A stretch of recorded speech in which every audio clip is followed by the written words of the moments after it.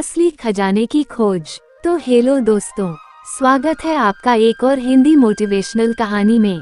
यह एक सच्ची घटना पर आधारित है, लेकिन कहानी सुनने से पहले हमारे चैनल को सब्सक्राइब जरूर कर ले।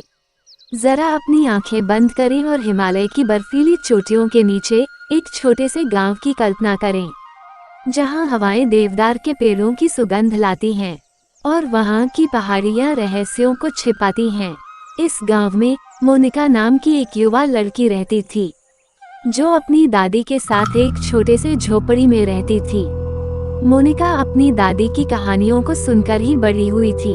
दादी की कहानियां जादुई प्राणियों और छिपे हुए खजानों से भरी रहती थीं। मोनिका हमेशा पहाड़ों पर चढ़ना पसंद करती थी।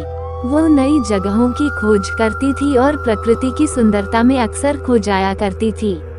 एक दिन जब पारो पहाड़ों पर घूम रही थी, तो उसे एक चमकदार पत्थर मिला। पत्थर सूरज की रोशनी में भी चमक रहा था और एक अजीब सी गर्मी पैदा कर रहा था। मोनिका ने उसे उठा लिया और उसे अपनी जेब में रख लिया। मोनिका को यह महसूस हो गया था कि यह कोई साधारण पत्थर नहीं है। उस रात जब मोनिका सोई तो वह सपने देखने लगी।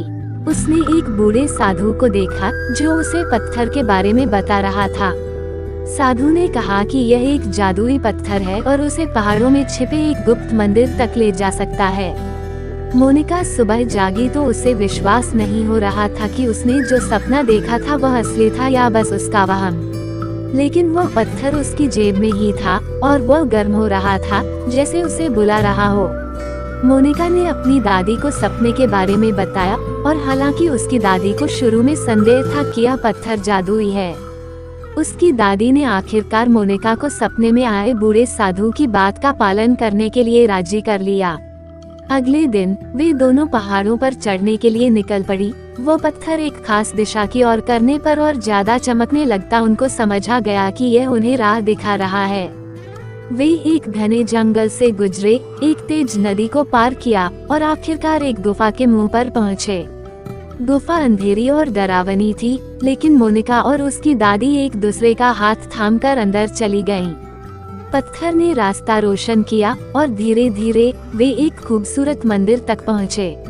मंदिर सोने और चांदी से सजाया गया था और इसकी दीवारों पर देवी देवताओं की तस्वीरें बनी हुई थीं। मंदिर के बीच में एक वेदी पर एक पवित्र ज्योति जल रही थी। मोनिका ने पत्थर को वेदी के पास रखा और तभी मंदिर हिलने लगा। दीवारें खिसकने लग गईं और उनके पीछे छिपे हुए खजाने सामने आ गए। सोने के सिक्के, चमकदार हीरे और अनमोल रत्न हर जगह बिखरे हुए थे। मोनिका और उसकी दादी आश्चर्य से स्तब्ध रह गईं, लेकिन जल्द ही उन्हें एहसास हुआ कि उन्हें क्या करना है। उन्होंने सोना और हीरे नहीं लिए, उन्होंने केवल कुछ रत्न लिए, इतने ही जितने उनकी जरूरत थी। बाकी सब कुछ उन्होंने मंदिर में छोड़ दिया। उन्होंने जान लिया था कि असली खजाना पत्थर या सोना नहीं था, बल्कि साहस, जिज्ञासा और दयालुता थी। उन्होंने पहाड़ों को छोड़ दिया। उनके दिल खुशी से भरे हुए थे और उनके जेब में कुछ रत्न थे, उन्हें ये याद दिलाने के लिए कि उन्होंने एक जादुई साहसिक कार्य किया था।